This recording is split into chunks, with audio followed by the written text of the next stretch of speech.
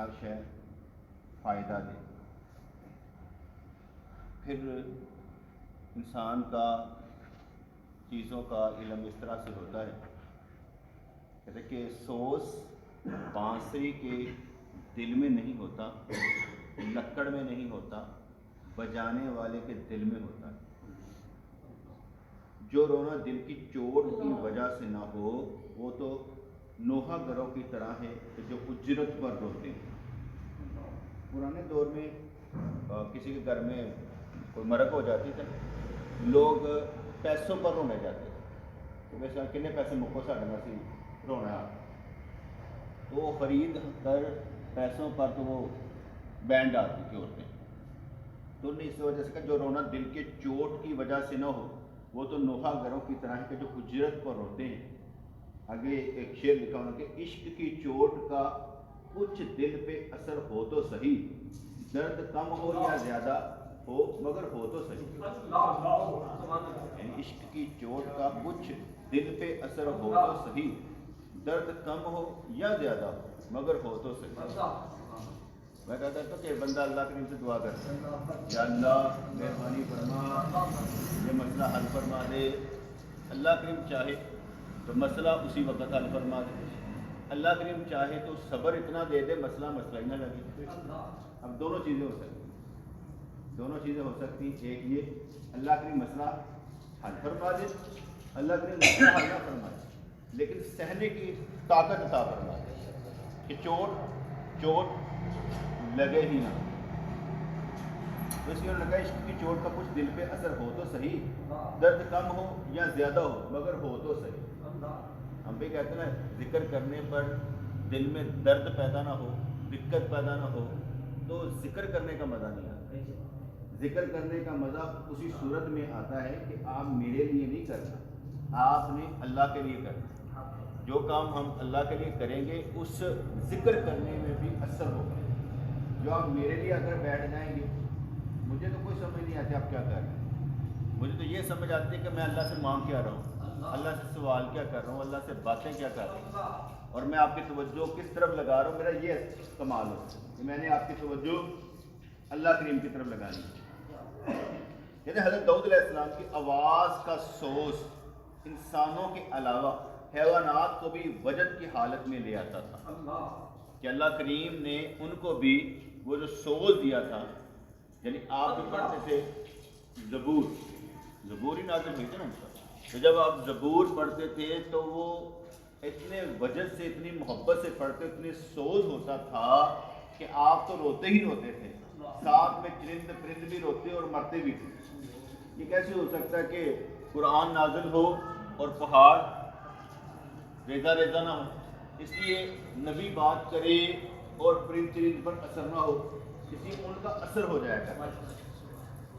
تو حضرت داؤد علیہ السلام کی آواز کا سوز انسانوں کے علاوہ حیوانات کو بھی وجد کی حالت میں لے آتا تھا۔ ہم نے دیکھا ہوگا کہ گانا گانے والے بھی یا گانے گانے والیاں بھی وہ سوز کے ساتھ کرتے تو ہم کہتے ہیں یار درد نہ گایا۔ یہ اس لیے ہمیں محسوس ہوتا ہے کہ ہم وہ اس کی لہر پر رقص کرنا شروع کر دیتے ہیں، آنسو بہانا شروع کر دیتے ہیں کہ درد سے ہے۔ جب کوئی قرآن پاک پڑھتا ہے درد سے پڑھتا ہے، سمجھ کر پڑھتا ہے، اس میں بھی ایک سوز ہوتا ہے۔ ہم 2003 میں میں جب عمرہ کرنے کے لیے گیا تو روزوں کے دن تھے، روزوں کے دنوں میں 10 تراویح یعنی بانٹی ہوتی تھی، ایک بندہ 10 تراویح پڑھاتا تھا، ایک بندہ 10 تراویح پڑھاتا تھا۔ ایک جو تراویح پڑھانے والا تھا نا، ہم کھانا کھا کر پیٹ بھر کر پانی پی کر ہم سے اٹھا نہیں جاتا تھا، دل کرتا تھا بس روزہ کھولا ہے تو لیٹے رہے۔ جس وقت وہ تراویح پڑھانے کے لیے کھڑا ہوتا تھا اور وہ قرآن پاک شروع کرتا تھا، خدا کی قسم خود دل کرتا تھا کوئی پیٹ میں درد نہیں ہے، کوئی تکلیف نہیں ہے، کوئی جسم میں رکاوٹ کوئی نہیں ہے، دل گھسا ہوا کوئی نہیں ہے، اللہ اکبر۔ اس کے قرآن سننے کو دل کرتا، یعنی اس کے اندر سوز موجود تھا، درد موجود تھا، وہ کھڑا کر کے رکھ دیتا تھا۔ اور جب وہ کیا کہتے ہیں قرآن پاک میں ہی ایسی آیات آتی جس میں رونا ہوتا تو وہ اس پر بار بار کھڑا ہوتا. جیسے فرض پر ہم کہتے ہیں انت مولانا فانصرنا علی القوم الکافرین، یا اللہ تو ہمارا مولا ہے، ہمیں کافروں پر فتح عطا فرما. وہ یہاں پر رک جاتا ہے انت مولانا انت مولانا، یا اللہ تو سڑا مولا ہے، وہ بار بار پکار کے پھر کے جاتا. ٹھیک ہے. پھر جب حضرت عیسیٰ علیہ السلام و تحیت و ثنا کی بات آتی کہ انت قلت للناس اتخذونی و امی الہین من دون اللہ، کیا تم نے کہا تھا اے عیسیٰ کہ میری ماں اور میری پوجا کرو اللہ کو چھوڑ کر لوگوں سے؟ سبحان اللہ، پاک ہے ذات، ہم کیسے کہہ سکتے ہیں؟ وہ وہیں پر بار بار کرتا، اور جس کو قرآن سمجھ میں آتا وہ تو روتا تھا کہ کس مقام پر وہ ہے. اب یہ سمجھنے کی بات ہے، کسی کو گانا سمجھ آ جاتا ہے، کسی کو قرآن سمجھ آتا ہے. اب جس کو قرآن سمجھ آتا ہے وہ قرآن پہ روتا ہے. اب ہر ایک کا ذوق الگ الگ ہے، سارے انسان ہوں گے، سب کا ذوق الگ الگ ہے. اب کسی کو کس وقت کیا چیز چاہیے یہ ہمیں نہیں معلوم، اس لیے کوئی کسی چیز پر رو رہا ہوتا ہے، کوئی کسی چیز پر رو رہا ہوتا ہے. لیکن قرآن کو سمجھ کر رونا اور بات ہے. جیسے کہا جاتا ہے قرآن کو پڑھنے پر ایک لفظ پڑھنے پر 10 نیکیاں ملتی ہیں. ہم نیکیوں کے چکر میں قرآن پڑھ لیتے ہیں، لیکن کہا جاتا ہے جو سمجھ کر پڑھتا ہے، عمل کرنے کے لیے پڑھتا ہے، اسے 99 نیکیاں ملتی ہیں، وہ زیادہ حقدار بنتا ہے. علم والے کا عمل کرنا اور عابد کی عبادت کرنا یہ برابر نہیں ہو سکتا. عبادت اپنی جگہ پر ہوتی ہے، عابد اپنی جگہ پر ہوتا ہے، اور عالم کسی اور مقام پر ہوتا ہے. اس کے لیے تو فرشتے بھی دعائیں کر رہے ہوتے ہیں، اس کے لیے چونٹیاں بھی دعائیں کر رہی ہوتی ہیں، اس کے لیے مچھلیاں بھی دعائیں کر رہی ہوتی ہیں. ان کا درجہ کچھ اور ہوتا ہے. اس لیے اپنے آپ کو ہم نے عالم بنانا ہے، علم والا بنانا ہے، بیوقوف نہیں بنانا. لیکن بیٹے زندگی چند لمحوں کی ہوتی ہے نا، چند لمحوں میں جیسے آنکھیں بند کرے نا، ویسے میں سوچتا ہوں کہ یار میں اپنی زندگی میں یہ کرنے کے بعد مرنا چاہتا ہوں. جیسے یہ لفظ کہتا ہے نا مرنا چاہتا ہوں، تو سر ایسے لگتا ہے جیسے ٹھنڈ سی پڑ گئی، کام ختم، آگے کرنے کو کچھ نہیں ہے. یہ سارا ہیجان جو اندر ہوتا ہے نا، ابھی آپ دنیا میں باہر نکالیں، اپنی کوالٹیز دنیا میں باہر نکالیں. دنیا ایسے ہی ہے جیسے آپ کو سمجھ آ رہی ہے، بالکل ایسے ہوگی، آپ کی دنیا میں ہی ہے. یہ بھی یاد رکھیے، یہ نہ سمجھیے کہ دنیا آپ کو سمجھ آ رہی ہے اور آپ دنیا سے باہر ہیں. آپ کو جو سمجھ آ رہی ہے آپ بھی دنیا میں ہی ہیں، آپ بھی دنیا داری. اس لیے آپ دنیا داری کو سمجھ کر اس کو دین داری بنائیں کہ میں نے اپنی دنیا کو دین بنانا ہے. 100% نمبر بیٹے کسی کے نہیں ہوتے ہر جگہ پر، لیکن 60 تو چلنے چاہیے نا. میں اکثر کہتا ہوں 60-40 کے ریشو سے اچھا چلتا ہوں، 60-40 کے ریشو سے ہمیں اچھا چلنا چاہیے. تو کہتے ہیں حضرت داؤد علیہ السلام کی آواز کا سوز انسانوں کے علاوہ حیوانات کو بھی وجد کی حالت میں لے آتا تھا. روٹی کے لیے اللہ اللہ نہ کر، روٹی کے لیے اللہ اللہ نہ کر، لالچ کے بغیر ایسا کر. قرآن میں فرمایا گیا ہے ان لوگوں کی مثال جو تورات کے حامل بنائے گئے ایسی ہے کہ گدھے پر کتابیں لدی ہوئی، کیونکہ انہوں نے عمل نہ کیا. روٹی کے لیے اللہ اللہ نہیں کرنا، روٹی کے لیے کسی کے پاس نہیں جانا، جب بھی جانا اللہ کے لیے جانا. اپنی دنیا کے کام بنانے کے لیے کسی کے پاس نہ جائیں، کوئی بھی آپ کا کام نہیں آ سکتا سوائے اللہ. اگر منانا ہے تو اللہ کو منا لیں، اگر وہ مان جائے تو آپ کو دنیا بھی دے دے گا، آپ کو آخرت بھی دے دے گا، کیونکہ اس کے ہاتھ میں سب کچھ ہے اور کسی کے ہاتھ میں کچھ بھی نہیں ہے. اور جو کچھ کر رہا ہے وہ بھی اسی کا حکم ہے، بِإِذْنِ اللہ بھی اسی کا حکم ہے. اس لیے جب تک اس کا حکم نہیں ہوتا کام بنتے نہیں ہیں. جب اس کا حکم ہوتا ہے تو سارے کام بنا دیتے ہیں، سارے کام پر لگ جاتے ہیں، حکم ہوتا ہے. اب جب ہم اس کی طرف دیکھیں تو ہمیں وہ چھوٹا نظر آتا ہے، کام کرنے والے بڑے نظر آتے ہیں. حالانکہ بڑا کون ہے؟ یہ سب کے سب اس کی اجرت پر کام کر رہے ہو. جس سے چاہتا ہے وہ کام لے لے، وہ محتاج تو ہے نہیں، جس سے چاہے وہ کام لے لے. اے محبوب آپ سب سے مشورہ کر لو، تو اگر مشورے میں عمل کرنا ہے تو ٹھیک ہے، فَإِذَا عَزَمْتَ فَتَوَكَّلْ عَلَى اللَّهِ، اور اگر تم عزم بالجزم کے ساتھ اللہ پر بھروسہ کر لو تو وہی تجھے کافی ہے. کر لو، کوئی بات نہیں. اس لیے مشورہ بھی کرنا چاہیے. مشورہ کرنے کے بعد آپ نے اپنی حالت دیکھنی، مشورہ دینے والے کی حالت نہیں دیکھنی، کیونکہ مشورہ دینے والا کچھ بھی دے سکتا ہے کہ بھائی یہ ہے یہ ہے یہ ہے، آپ نے دیکھنا ہے آپ نے کیا کرنا ہے. اکثر لوگ صرف مشورہ لیتے ہیں اور اسی پر چل پڑتے ہیں. نہیں، آپ نے اپنی حالت دیکھنی کہ آپ کس مقام پر. ٹھیک ہے، اگر آپ کسی سے مشورہ لیں جو سبب کی باتیں کرتا ہو تو اس کا مطلب ہوگا وہ سبب کو دیکھ رہا ہے۔ آپ نے مشورہ مسبب الاسباب سے بھی کرنا ہے کہ یا اللہ میں تجھ سے بھی مشورہ کرتا ہوں، میری طرح یہ کام آسان کر، اور جب تو آسانی پر آتا ہے تو پھر سارے کام آسان ہو جاتے ہیں۔ قرآن میں فرمایا گیا ہے ان لوگوں کے ساتھ جو تورات کے حامل بنائے گئے، ایسے کہ گدے پر کتابیں لدی ہوں۔ 99% بڑے مساجد میں کتابوں کے بغیر ہی کام ہو رہا ہے، کیونکہ کتابیں تو بیچارے بیان ہی نہیں کر پاتے، وہ لوگوں کا دیکھتے ہیں، لوگوں کا ٹرینڈ کس طرف، ہم اسی طرف اس کو چلا دیتے ہیں۔ آپ دیکھیں ایک لڑ رہا ہے 11ویں شریف جائز ہے، ایک لڑ رہا ہے 11ویں شریف ناجائز ہے، دو ایک کھا رہا ہے جائز پر، ایک کھا رہا ہے ناجائز پر۔ ارے اللہ کے بندوں کس چکروں میں پڑے ہوئے ہو؟ جائز ناجائز کی بیٹھ کے ختم کر دو، اچھا لگتا ہے تو کر لو، نہیں اچھا لگتا اسے اچھا کر کے دکھاؤ، خود ہی کاپی کر لے گا، کیونکہ آپ پیغمبر کو تب کاپی کریں گے جب آپ کو پیغمبر اچھا لگے گا۔ اگر آپ کو پیغمبر اچھا ہی نہ لگے تو آپ اسے کاپی کیسے کر سکتے؟ آپ کا دل ہی نہیں کرے گا اس کو کاپی کرنے کا، اور جب اچھا لگے گا تو آپ کاپی کریں گے۔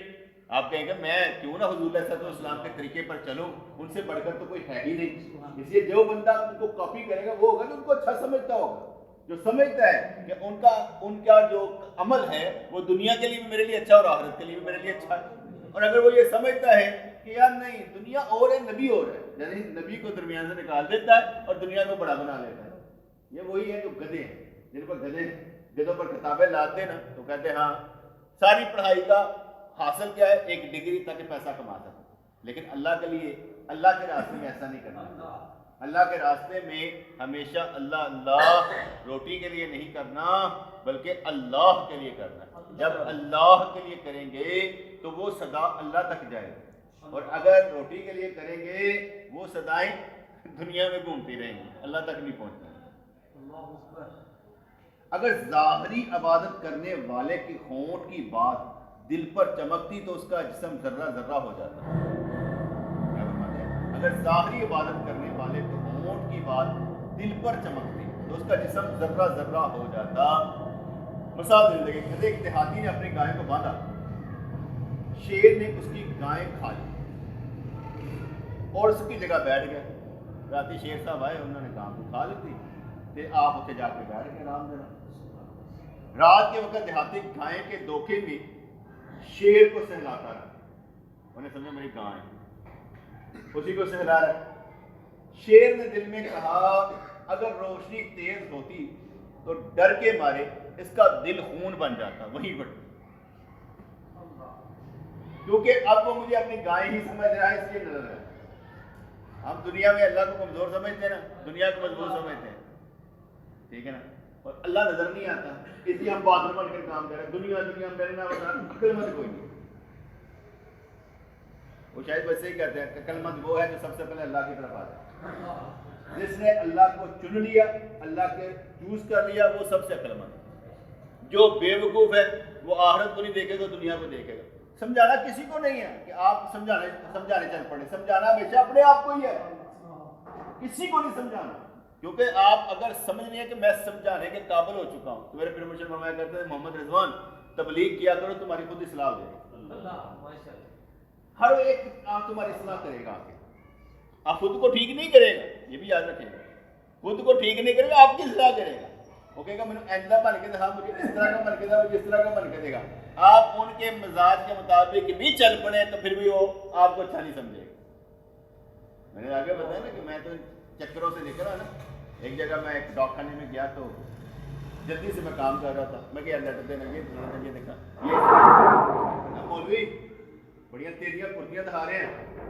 میں نے اس سے کہا کہ آپ بھی مولوی بن کر نا اچھا بن کر دیکھا، اگر میں مولوی ہوں تو مجھ سے اچھا تو ہونا چاہیے تاکہ میں بھی دیکھنا چاہتا ہوں لوگ تمہیں اچھا مولوی کہیں۔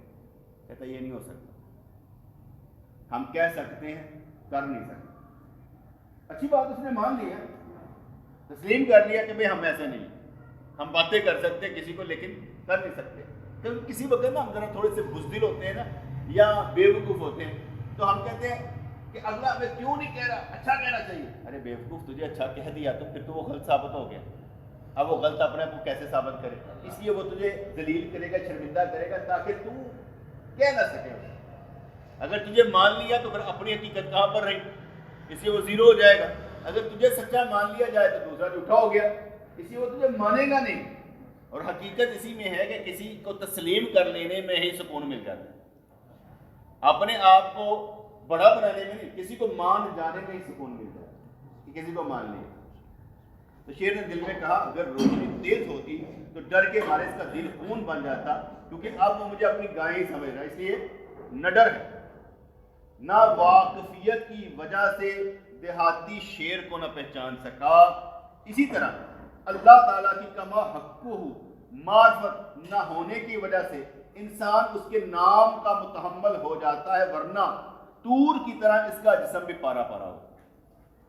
اب وہ پہلے لفظ انہوں نے بتا کہ ظاہری عبادت کرنے والے کے خون کی بات دل پر چمکتی تو اس کا جسم ذرہ ذرہ ہو جاتا۔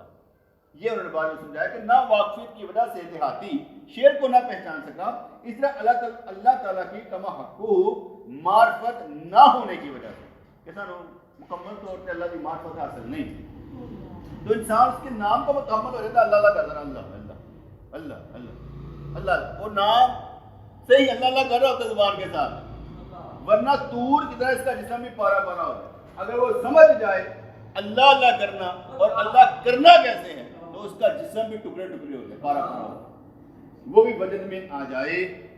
قرآن پاک میں اس لیے تو آتا ہے کہ اگر ہم اس قرآن کو پہاڑ پر نازل کرتے تو تم دیکھتے کہ وہ خدا کے خوف سے پھٹ جاتے۔ میں تو آگے کہتا ہوں کسی وقت ایسی تجلی آ جائے کہ جسم پھٹ جائے، تجلی سے پڑھیں، تجلی سے پارا پارا ہو، تجلی سے پارا پارا، نام کس کا؟ اللہ کا، تجلی کس کی؟ اللہ کی، پارا پارا ہونا کس کے لیے؟ اللہ کے لیے۔ زندہ رہنے کا کس کو شوق؟ جب اللہ کے نام پر مر جائیں تو اس سے بہتر کیا کام؟ اسے بھی معلوم ہے کہ کس کو پارا پارا کرنا ہے کس کو نہیں کرنا، تو کر دے۔ اب بندہ ڈرے کہ پارا پارا ہونے سے کیا ہوگا، کچھ بھی نہیں ہونا۔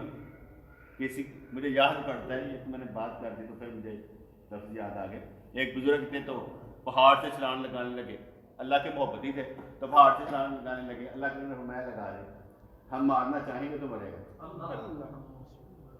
ہم مارنا چاہیں گے تو مرے گا۔ ہر کوئی بندہ یہ اس مقام پر نہیں کہ جا کر کہے میں چھلانگ لگا دیتا ہوں اللہ بچا لے گا، اللہ کا کام ہے ہمیں آزمانا، ہمارا کام نہیں اللہ کو آزمانا۔ تو وہ کہتے کہ اللہ لگا دے چھلانگ، ایسے رام سے نیچے چلا جائے گا، مرے گا نہیں، تو تجھے مرنے دینا ہی نہیں ہے۔ میں بھی رو رہا ہوں کہ یا اللہ کو تجلی پڑے تو صحیح، تجلی پڑے، کوئی مرے تو مرے، مر جائے کیا فرق پڑتا ہے، اللہ کے نام پر ہی مریں گے نا، دوسرے دیکھتے رہے، لیکن اگر وہ تجلی پڑے، اگر وہ تجلی پڑے اور ہم پارا پارا ہو جائیں، اس حالت میں ہمارا خون کا ایک قطرہ اللہ اللہ کر رہا ہو، ذرہ ذرہ ہمارے بال اللہ اللہ کر رہا ہو، کیونکہ وہ تجلی اب پڑی ہے نا، وہ عام سی تو ہوتی نہیں، اللہ کی تجلی ہے۔ یہ تو اس میں تو کوئی شک نہیں ہے کہ مرشد کے صدقے میں اگر کوئی تجلی پڑتی ہے نا تو وہ ذرا دھیان سے پڑتی ہے، کہتے ہیں بہت دبت سا سامنے کاغذ پر گئے تو آگ لگ جاتا ہے، تو مرشد جو ہوتا ہے نا وہ اس طرح ہوتا ہے کہ آگ لگنے نہیں دیتا، وہ آگ لگ جائے ایسا ہوتا نہیں ہے، وہ برزخ کی طرح ہوتا ہے نا، ہر چیز کو پتا ہوتا ہے کہ کون کس پیمانے کا اس کی کیا چیز جا رہی ہے، وہ اسی کے اہل ہوتے ہیں۔ اللہ اکبر۔ تو فرمانے لگے کیونکہ یہ دین ہمیں مروثی طور پر مل گیا ہے، یعنی نسل در نسل ماں باپ میں مسلمان ہوں، ہمیں مروثی طور پر وراثت میں مل گیا دین۔ تو میں آگے کہتا ہوں کہ اللہ تبارک و تعالیٰ کسی کو کسی بھی دین میں پیدا کر دے کوئی فرق نہیں پڑتا، عیسائی کر دے، یہودی کر دے، مسلمان کر دے، میرا خیال۔ کچھ لوگ یہ خوشی مناتے ہیں، شکر ہے ہم مسلمان ہیں، ہم نبی کی امتی ہیں، مسلمان کے گھر میں پیدا ہوئے۔ اچھا اس میں پھر ان کا کیا قصور جو یہودی ہو جاتے ہیں یا عیسائی ہو جاتے ہیں، وہ ان کے گھر میں پیدا ہوتے ہیں، نعوذ باللہ اللہ نے ظلم کیا ہے؟ نہیں، ان کا بھی کوئی قصور نہیں۔ ان سب میں قصور اس کا ہوگا جو کسی بھی دین میں پیدا ہو جائے مگر تحقیق نہ کرے ساری زندگی اور مروثی زندگی گزار کے مر جائے، مروثی زندگی گزار کے مر جائے، اسے کوئی فائدہ نہیں ہوگا۔ مسئلہ ان لوگوں کا ہے جو کسی بھی دین میں پیدا ہو جائے تحقیق کر کے اللہ تک پہنچے، اور جو تحقیق کرنے پر آئے گا اسے اسلام سے بڑھ کر کوئی دین مل ہی نہیں سکتا۔ ایک مثال دیکھیں نا، میں پیدا ہو گیا، مجھے نہیں معلوم تھا دیوبندی کون ہے، بریلوی کون ہے، وہابی کون ہے، شیعہ کون ہے، مجھے نہیں معلوم تھا۔ اب میں پیدا ہو گیا مسلمان کے گھر سے، میں نے تحقیق کرنی چھوڑی نہیں، پڑھتے پڑھتے پڑھتے پڑھتے نتیجہ نکال لیا اصل مسائل کیا ہے۔ جب وہ نکال لیے کہ اصل مسئلے یہ ہیں تو اسے پتہ چل گیا کہ ہم تحقیق کرنے والے لوگ ہیں، حق کرنے والے لوگ ہیں، حق سے ہی حق تک پہنچتے ہیں۔ ہم ان میں سے نہیں ہیں جو پیدا ہو گئے ماں یہودی کو ماں کیا کہتے ہیں وہابی تھی تو ہم بھی وہابی ہو گئے، ماں جو تھی دیوبندی تھی تو ہم بھی دیوبندی ہو گئے۔ نہیں، ہم نے تحقیق کرنے کے بعد اس نتیجے پر پہنچے کہ اصل مسئلے یہ ہیں اور ان مسائل کا حل صرف اور صرف تو نے نکالنا اور کسی نے نکالنا، کیونکہ جب تجھے علم آ گیا تو نے نکالنا ہے نا، جس کو علم آئے گا وہی نکالے گا۔ اگر تو نے نہیں نکالنا تو اس کا مطلب ہے جو تو نے حق تلاش کیا کسی کو بتانے جو گئی نہیں تو جب بتا نہیں سکتا تو تلاش کیا کیا؟ اب اس کی اتھینٹکسٹی کب ہوگی؟ جب تم کہو گے کہ میں جیسے حضور نے فرمایا مجھے نبی بنا کر بھیجا گیا ہے، اگر میں کہوں تو پیچھے سے فوج آ رہی ہے، مان لو گے؟ ہاں مان لیں گے، سادہ تو نہیں ہے، چلو پھر مان لو میں اللہ کا رسول ہوں، کہا نہیں مانتا۔ اب لگا دی ڈیوٹی اللہ کریم نے، کیا منوا کے دکھاؤ ان کو۔ جب تو پا گیا، جب تو راز پا گیا، اب دوسروں کو بتائے گا وہ نہیں مانے گے تو منوانا تیرا ہی کام تو اب ہے، منوا کو تحقیق کرو، اس سے کوئی اچھی بات ہو تو مجھے بھی لا کر دکھاؤ، اگر نہیں ہے تو پھر مجھے مان جاؤ کہ میں نے کیا کہا ہے، کیا کون سی تحقیق کر رہا ہوں، پھر مان جاؤ کہ نہیں۔ چونکہ یہ دین ہمیں مروثی طور پر مل گیا ہے، ہم تقلید کی وجہ سے اس کی قدر نہیں کرتے، بس مروادی لگے رہنا، تقلید کی وجہ سے اس کی قدر نہیں کرتے، حق تلاش نہیں کرتے، بس مکھی تو مکھی ماری جانے چاہیے۔ غور و فکر کی بجائے اس کو رٹنا بہت مضر ہے، بہت تکلیف دہ ہے، نقصان ہے کہ ہم غور نہیں کر رہے، فکر نہیں کر رہے، بس رٹا ہوا ہے، تو رٹے ہوئے جملے نہیں بول رہے۔ آگے میں نے بتایا کہ اپنے علم کے موتی خود اپنے اندر تلاش کرنے کہ آپ نے اپنی بات کیسے بنانی ہے، بنسبت اس کے کہ آپ مختلف رائٹر کو پڑھ کے کہ کیا بات اس نے کہی، وہ اس نے کہی ہے پر تیری نہیں، وہ لفظ جوڑ سکتا تھا تو جوڑ نہیں سکتا۔ اکثر اوقات کوئی آ کر کہتا نا تو ہم کہتے ہیں اس کا مقابلہ اس سے کر لو، انہوں نے کہا تجھے کچھ سکھایا اس نے؟ اگر تجھے نہیں اس نے سکھایا تو اگر مقابلہ کر بھی لیا جائے گا تجھے کیا پتہ لگے گا کون جیتا کون ہارا؟ تو بیوقوف ہے۔ جس نے کہا واہ واہ واہ واہ واہ سارے لوگ اس طرف چلے گئے تو اس کا مطلب وہ جیت گیا؟ نہیں، جیتے گا وہی تو حق پر ہوگا، جسے اللہ جانتا ہوگا۔ اس کے کسی کے ساتھ مقابلہ کرنے سے پہلے دیکھو جو بیوقوف کہہ رہے ہیں اس سے مقابلہ کر لو۔ یہ ایسی سمجھ نا کچھ پیروں نے مرید رکھے ہوتے ہیں جو ان کی کرامتیں بیان کر کے لوگوں کو گھیرتے ہیں، حالانکہ ان کے اندر سچائی ہوتی نہیں۔ جب ایسے پیر ہوں گے اور مرید ایسے ہوں گے تو جانے والے بھی پھنس جائیں گے، تو بیوقوف پھنسنے کے بعد نکلے بھی تو صحیح۔ ہر کوئی ہمارا ماں باپ نہیں ہے کہ جہاں پر جا کر پھنس گئے تو کہا کہ یہاں سے نکل نہیں سکتے۔ جہاں اللہ کا نام آ جائے، سچائی آ جائے، پیر صاحب کو کہے السلام علیکم میں ذرا اور طرح جا رہا ہوں، جیسے سلیمان فارسی رضی اللہ تعالیٰ کہا مجھے نظر آ گیا حق کرسچینٹی میں، وہاں سے نکلے تو کہنے لگے میں پھر اب یثرب کی طرف جا رہا ہوں، وہاں سے تلاش کرتے کرتے حضور تک پہنچے۔ جب لگن سلیمان فارسی جیسی ہو تو حضور پاس ہی۔ اس لیے کہ کسی دین میں پیدا ہو جانا کوئی مسئلہ نہیں، مسئلہ یہ ہے حق تلاش کرنا کہ کہیں اور ٹھیٹے ڈھبے کہا کہ پہنچ جائے بندہ کہ بھائی میں پہنچ تو گیا ہوں نا، یا اللہ کیا بات ہے، آخری وقت میں ہاتھ تو لگا دیا نا، سرکار آپ پر ہاتھ رکھتے آپ کی مہربانی قبول کریں۔ تو اس لیے ہم تقلید کی وجہ سے اس کی قدر نہیں کرتے، غور و فکر کی بجائے اس کو رٹنا بہت مضر ہے۔ سنی سنائی پر یقین رکھنے والے کا قصہ سن، سنی سنائی سنتے رہتے ہیں، آگے بڑھاتے رہتے ہیں۔ کہتے ہیں ایک صوفی سفر کے دوران ایک خانقاہ میں پہنچا، سواری کو استقبال میں باندھ دیا اور اپنے ہاتھ سے اسے پانی اور چارہ دیا، پوری احتیاط کی، لیکن جب قضاء آتی ہے تو اختیار سے کیا فائدہ؟ کہتے ہو ایک چیز ہوتی ہے کہ آسمان ہی گرنے لگ پڑے، وہ سب کے لیے برابر ہوتا ہے، اسے جب آسمان گر رہا ہو تو مسکرائیں، سب کے ساتھ ایک جیسا اثر ہوتا ہے، اختیار سارے کرتے ہیں۔ میں آفس میں بیٹھا ہوں تو زلزلہ آیا، پتہ لگ رہا ہے کہ زلزلہ آ رہا ہے، سارے باہر کو بھاگے، میں وہیں پر بیٹھا رہا۔ اب وہ ایک آدھا منٹ کا ہوتا ہے زیادہ سے زیادہ، اتنے لمبے عرصے کے لیے نہیں کوئی زلزلہ رہتا۔ اب وہ زلزلہ رکا جائے تو اگلے آ کے تو بڑا بہادر ہے، یہیں پر بیٹھا رہے۔ میں کہ اس میں بہادری والا قصہ نہیں ہے، سیدھی سی بات تھی کہ یار زلزلہ آیا ہے، بھاگ کر جانا کہاں ہے؟ اللہ سے بھاگ کر اللہ کی طرف ہی جا سکتے ہیں۔ تو یقین تو یہ رکھنا چاہیے کہ میں یہاں پر بیٹھا، مجھے اللہ وہاں پر محفوظ رکھے گا۔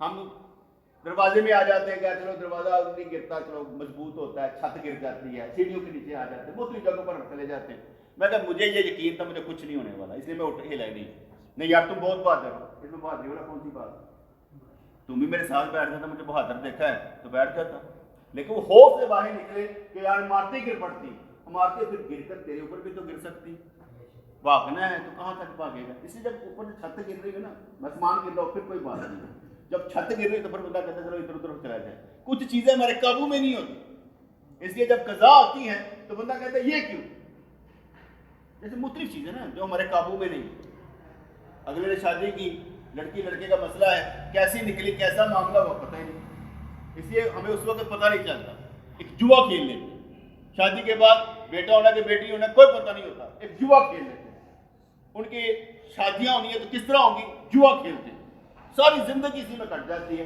ایک چھوٹے سے کر کے اس سے بندہ آگے نہیں کرتا، سوائے وہ جو دیندار سے نکل کر کھیلتا ہے، وہ کہتا ہے باہر نکل کے کھیلو، باہر نکلنا نے کیا کرنا، اس لیے جو بندہ اللہ کے نام کے اللہ کے دین کی مزدوری کر رہا ہوتا ہے وہ فکر نہیں کرتا، اسے معلوم ہوتا ہے کہ ہم اس دنیا سے نکل کر دوسری دنیا میں جانے والے ہیں، کھیلنے کو دینا بھائی، اگر کھیلنے والا کھیلنا چاہتا ہو، باہر نکل کر کھیلنا چاہتا ہو، دنیا کوئی طاقت نہیں اسے روک سکتا، روکتی تب تانجا بندہ تب ہوتا ہے جب اپنے اندر سے پریشان ہوتا ہے، لوگ کیا کہیں گے، لوگ کیا کہیں، لوگوں کو سننا بند کر، اپنی سنا، لوگوں کی کیوں سنتا ہے، لوگ کیا کہیں گے تو خود تابع منہ بند کر ان کے، تیری مرضی کے بغیر کچھ نہیں بولیں گے، پیٹ پیچھے بولیں گے بولنے دے، تیرے سامنے کوئی نہیں بولے گا، اسی کا تو طاقتور، اپنے گھر میں ہر انسان کو طاقتور ہونا چاہیے تاکہ گھر والوں کو بھی سمجھا سکے، اور باہر تو اللہ کا شکر ہے آپ سارے طاقتور ہیں۔ کہتے ایک صوفی سفر کے دوران ایک خانقاہ میں پہنچا، سواری کو استبل میں باندھ دیا اور اپنے ہاتھ سے پانی اور چارہ دیا اور پوری احتیاط کی، لیکن جب قضا آتی ہے تو احتیاط سے کیا فائدہ، دوسرے صوفیوں نے اس کا گدھا بیچ ڈالا، مزیدار کھانا لائے، کیونکہ کہتے ہیں ضرورت کے وقت مردار کھانا بھی جائز ہوتا ہے، اب وہ کیا کھا رہے ہیں، مردار، بیچا انہوں نے کیا ہے، گدھا، اب کھا کیا رہے ہیں، جیسے میں نے آگے مثال سمجھائی تھی نا، زنا سے جو بچہ پیدا ہوتا ہے اسے حرامی کہا جاتا ہے کہ باسٹرڈ ہے، مان لیا باسٹرڈ ہے، اور حرام کا مطلب حرام، تو یار جھوٹ بھی تو حرام ہے، غیبت بھی تو حرام ہے، باقی چیزیں بھی حرام ہے، اس پر بھی تو حرامی کو کیوں نہیں کہتے، وہ یہ بھی حرام ہے، حرامی ہے، بس ہمارا وہ ایک نقطہ بس ادھر سے پھنسا ہوتا ہے، بس جو بچہ پیدا ہو جائے وہ حرام ہے، اس نے حرام عمل کیا، اللہ تعالیٰ نے اس کا بچہ پیدا کر دیا، اسے کیا پتا تھا بچہ پیدا ہو جائے، اب بچہ پیدا ہو گیا، ہم نے کہا حرامی، اب جو بچے کو حرامی کہے پیدا کس نے کیا، بس اتنا خیال رکھیے، اس کے گناہ کی سزا اتنی اسے نہ دی، کیونکہ ایک حدیث پاک میں مفہوم پڑھ رہا تھا زور شان میں، جو جس کو جو کہتا ہے نا جب تک خود نہیں نا وہ کرے گا آگے نہیں جانا، اس کے اندر بھی وہی چیز پائی جائے گی، اس لیے کوئی اگر نشئی ہے نا بیٹے نام اختیار کرے، اسے اچھا کرنے کی کوشش کرے، شرابی کو اچھا کرنے کی کوشش کرے، اس کا مذاق نہ اڑائے، وغیرہ سزا کے طور پر آپ کے ساتھ کچھ نہ کچھ ہو سکتا ہے، اس لیے جب بھی آپ نے کرنا اچھا کرنے کی کوشش کریں۔ تو مزیدار کھانا لائے، کیونکہ کہتے ہیں ضرورت کے وقت مردار کھانا بھی جائز ہو جاتا ہے، گل مچ گیا کہ آج لذیذ کھانا ہوگا اور سما و مستی ہوگی، کیونکہ 3 دن سے بھوکے ہیں، اب سما کے لوگ تھے، صوفی لوگ تھے، خانقاہی لوگ تھے، وہ گدا کھا گئے، مسجد کا مولوی سارا کچھ کھا جاتا ہے، چندہ کھا جاتا ہے، بیچارہ بھوکا ہوتا ہے، اس کے لیے جائز ہوتا ہے، اسے پوچھنا ہی نہیں چاہیے، حقیقت یہ ہے میں سمجھتا ہوں کہ جو مسجد کے مولوی بیچارے کھا جاتے ہیں ان کو پوچھنا ہی نہیں چاہیے، آپ لوگوں کو پہلے اندازہ ہونا چاہیے کہ ان کو دیکھنا چاہیے، مسجد جتنے مرضی لاؤ، اور مسجد کا چندہ یہ جتنے تہاڈی مہربانی، تو ساڈی مسجد کی تسی لا لو کوئی گل نہیں، کیونکہ وہ ویسے حرام جو اس نے کھانا ہے، اس کو آزادی دے دے تک کھا لے، ہم وہ نہیں کرتے، ہم کہتے ہیں نہیں مولوی صاحب نے کیتا کیوں، بابا اس کی ضرورتیں دیکھ، پھر اپنی ضرورتیں دیکھ، اپنے بچے کو ہم کہتے ہیں یہ MBBS کر لے، اس کے بچے کو کہتے ہیں مولوی بنے، اس کو بھی کہو اپنے بچے کو MBBS کرائے، وہ بھی پڑھائے، کوئی بات نہیں، اس لیے اس کو بھی تو آپ نے کیا کہتے ہیں بدلاؤ دینا ہے، جب آپ نے اس کو بدلاؤ دینا ہے تو اس کے لیے کچھ کرے تو صحیح نا، اس کو اچھی سوچ تو دیں۔ گل مچ گیا کیا لذیذ کھانا ہو کر سما و مستی ہوگی، کیونکہ 3 دن سے بھوکے، کہاں تک بھیک پر گزارا کریں، انہیں نفس امارہ کو روح سمجھ کر اس کی پرورش شروع کر دی، تھے وہ گیا صوفی لوگ لیکن نفس امارہ کے مارے ہوئے، اور آپ پیٹ پوجا کر کے اسی روح کو پال رہے ہیں جو نفس امارہ کہلاتی ہے، انہوں نے مہمان خصوصی کی خوب خاطر مدارت کرنی شروع کر دی، کہا کس کا بیٹا، اس کو مہمان خصوصی بنا دیا، اس کی خوب ہاتھ مدارج کرنی شروع کر دی. اس نے بھی بجائے آرام کرنے کے ان کے عیش و طرب میں شامل ہونے کا فیصلہ کیا. جتنے سما زیادہ ہے، جتنے ناچ گانا زیادہ ہے، اتنے رب تو نہیں ملتا میرے خیال. وہ تو لینے کے لیے حضور میڈیٹیشن کرنے کے لیے کہاں جاتے ہیں، ٹھیک ہے نا. وہ سب سے کٹ کے تھا، یہ ناچ ڈانس کر کے اور سما کی محفلیں سجا کے کہتے ہیں رب مل رہا ہے. ایک جگہ میں نے کسی بندے سے بات کی، مولویزم پہ بات ہوتی ہے، چھٹ مولویاں نے چھٹ ماتو لال حسین دے مزار پہ آ یقین من ایک سوٹے نہ تم رب ملے گا. اب اس کی کیا سوچ ہے جہاں سگریٹ کے دھوئیں میں کہتا ہے رب مل جاتا ہے. ایسے بھی ہیں جو یہ کہیں گے سگریٹ کے دھوئیں میں رب ملتا ہے. خوب کھانا ہوا لیکن حقیقی صوفی کسی حالت میں بسیار اور نہیں ہوتا، زیادہ کھان والا نہیں ہوتا. کئی بناوٹی صوفی حقیقی صوفیوں کے بدولت کھا کما لیتے ہیں. کیا انہوں نے کہا، کہتے ہیں حقیقی صوفی کسی حالت میں بسیار اور نہیں ہوتا. کئی بناوٹی صوفی حقیقی صوفیوں کی بدولت کھا کما لیتے ہیں. بطور تقلید وہ صوفی بھی ان کے جوش و خروش میں شامل تھا کہ یار میں بھی انہیں نال ملے رہنا. جب کھانا پینا جوش اور سما ختم ہوئے تو صبح کے وقت سب رخصت ہوئے. صوفی نے اپنا سامان اکٹھا کیا، استبل میں گیا تو گدھے کو نہ پایا. گدھا تو بک گیا ایسے تو کھایا گیا تھا اور رات وہی دیکھا تھا. اس نے حاتم سے پوچھا گدھا کہاں ہے؟ میں نے اسے تیرے سپرد کیا تھا، ابھی تجھے قاضی کے پاس لے کر جاتا ہوں. حاتم بولا صوفیوں نے حملہ کر دیا، میں مجبور تھا، میں کیا کرتا. صوفی نے پوچھا تو نے اس وقت مجھے کیوں نہ بتایا، میں اسے گدھا لیتا یا اس کی قیمت وصول کرتا. اب وہ سب جا چکے ہیں، کس کو پکڑوں، تو نے کیوں نہ مجھے آ کر سے آگاہ کیا. حاتم بولا میں کئی مرتبہ یہ بتانے کے لیے آیا لیکن تو بھی قوالوں کے ساتھ مل کر بڑے ذوق سے گدھا چلا گیا گدھا چلا گیا گدھا چلا کے شور بجا رہا تھا. تو بھی تو گا رہے ہیں سر گدھا چلا گیا گدھا چلا گیا. میں سمجھا کہ تمہیں معلوم ہے کہ گدھا چلا گیا. تو عارف انسان ہے، سب کچھ جانتے ہوئے ایسا کر رہا ہے. وہ صوفی بولا سب یہی گا رہے تھے، میں بھی اسی ذوق میں یہی گانے لگا، گدھا چلا گیا گدھا چلا گیا. بےہودہ لوگوں کی تقلید نے مجھے تباہ کر دیا. جنہوں نے روٹی کی خاطر ذوق کا مظاہرہ کیا، ایسی تقلید پر لعنت. باقی تو صحیح کہتے ہیں نا، جنہیں کہ دیگ نہ کھڑکے نا تو ساڑھے ہوش ٹھکانے نہیں آئے. کسی جگہ پر بھی دیگ کا کمال دیکھنے والا ہوتا ہے. یقین مانے دیگ کھڑکے گی تو ہمارے ہوش ٹھکانے آئیں گے.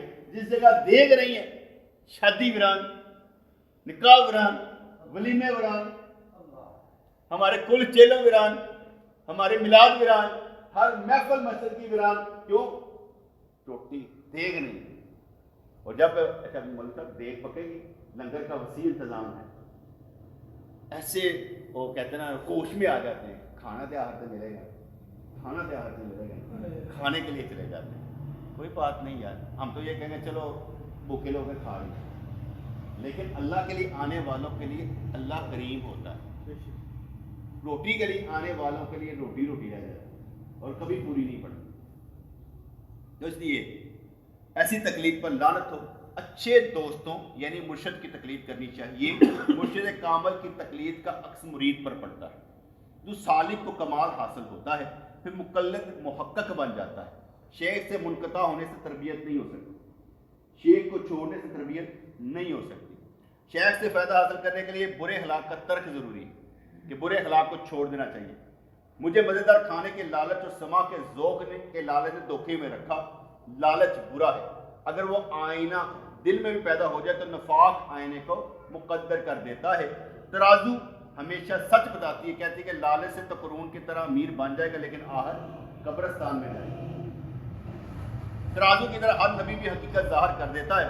حضرت ابو بکر رضی اللہ تعالیٰ عنہ نے اپنی ساری دولت حضور پر قربان کر دی کیونکہ وہ یار کے دیدار کے طالب ہو. لالچ میں پڑھ کر انسان کسی نصیحت کو قبول نہیں کرتا. مال و جا کا لالچ انسان کو بے بصیرت بنا دیتا ہے. میں حق کی شراب کا مست آزاد ہوتا ہے. حدیث ہے، لیکن یہ حدیث نہیں، ویسے انہوں نے لکھ دیا کہ دنیا مردار ہے، اس کے طلبگار کتے ہیں. ایسی کوئی حدیث ویسے میری نظر میں نہیں آئی. کیا کہتے ہیں، کسی کتاب میں لکھا ہوگا، باہو سلطان باہو کتاب میں ایسا کوئی لکھ دیا گیا ہوگا، لیکن ایسا میں نے کسی حدیث میں پڑھا نہیں. یہ حدیث من گڑت ہو سکتی ہے جو انہوں نے لکھا ہے دنیا مردار ہے اس کے تعلقدار کتے ہیں. ویسے دنیا کے پیچھے پڑنے والے کوئی بھی آپ کسی کو بھی جو مرضی کہہ دیں وہ آپ کی اپنی جگہ پر ہے, لیکن انہوں نے ذرا حقیقت کی باتیں کی کہ کسی بھی گھر میں پیدا ہو جانے سے کچھ نہیں ہوتا, آپ نے مسلمانی کی تحقیق خود کرنی ہے, کیونکہ آپ ہی بغیر ڈاکٹر کے, آپ ڈگری کے بغیر کہیں ہم ڈاکٹر ہیں تو ایسا نہیں بنتا. ہر بندہ جو گا رہا ہوتا ہے وہ گویا نہیں ہوتا, ہر بندہ جو اللہ اللہ کر رہا ہوتا ہے وہ ولی نہیں ہوتا, ہر بندہ جو چولا پہن لے تو کہے میں اس چولے کا حق ادا کروں پھر تو ہوتا ہے. اگر آپ کہیں کہ میں رسول اللہ کا امتی بننا چاہتا ہوں تو پھر امتی بننے کا حق ادا کرنا پڑے گا. اگر آپ یہ سمجھتے ہیں کہ کل آپ نے کالی کمری کے سائے میں رہنا ہے تو کالی کمری کا سایہ آج بھی محسوس کریں. اگر آپ یہ سمجھتے ہیں کہ حضور کا فیضان یا آپ حضور کی شفاعت آپ کو قبر اور حشر میں کام آئے گی تو دنیا میں بھی اسے لینے کی کوشش کریں. اگر آپ یہ چاہتے ہیں کہ حضور کا فیضان علم ہے تو جاہل بننے سے گریزاں رہیں, کیونکہ انسان جو ہے جاہل بننے میں دیر نہیں لگاتا, اور جب دوسروں کو دیکھتا ہے وہ جاہل ہے تو اپنا علم بھول جاتا ہے, اور دوسروں پر تابڑ توڑ حملے کرتے ہوئے وہ کیا کرتا ہے کہ اپنے علم کو بھول کر جہالت کا ثبوت دیتا ہے. اس لیے ہم نے اللہ والا بننا اور اس طرح سے بننا ہے کہ جیسے میں نے آگے بتایا نا کہ کوئی ایک تجلی تو پڑے, کوئی ایک تجلی تو پڑے نا. ویسے تو ہم کچھ کام کے نہیں ہیں, اس طرح کسی کام کے تو بن جائیں, اور تجلی ایسی ہونی چاہیے کہ ہم سرما بن جائیں, جو ہمارا سرما بھی آنکھوں میں لگائے اس پر بھی تجلی پڑے, وہ بھی کام کرتی نظر آئے نا. حالی تجلی نہ ہو بٹے, وہ ہماری ہاتھ سے جو سرما بننا چاہیے نا وہ بھی کوئی آنکھ میں لگائے نا تو اسے بھی دیدار ہونا چاہیے, کیونکہ وہ تجلی اس کے لیے بھی کافی ہونی چاہیے نا. اکثیر کام کرنا چاہیے نا, کیسا کام ہونا چاہیے کہ جو نام بھی لے تو دل تو کھٹکھٹائے گا. اگر اللہ کا نام لینے سے دل میں کھٹکھٹاہٹ نہیں ہوتی تو پھر اللہ کا نام سوچ کر لیں یا کیوں نہیں ہوتا. اگر اللہ کا نام لینے سے تبدیلی نہیں آ رہی تو سوچ سمجھ لیں کہ تبدیلی آ کیوں نہیں رہی. اس لیے ہم نے تبدیلی لانے کے لیے اللہ کا کام بناوٹ سے شروع کرنا ہے, اور بغیر رکاوٹ کے اپنے آپ کو بہتر بنا کر آخرت کا حقدار بننا ہے. ربنا تقبل منا انك انت السميع العليم وتب علينا انك يا الله يا رحمن ثبتنا على الايمان آمين برحمتك يا رب.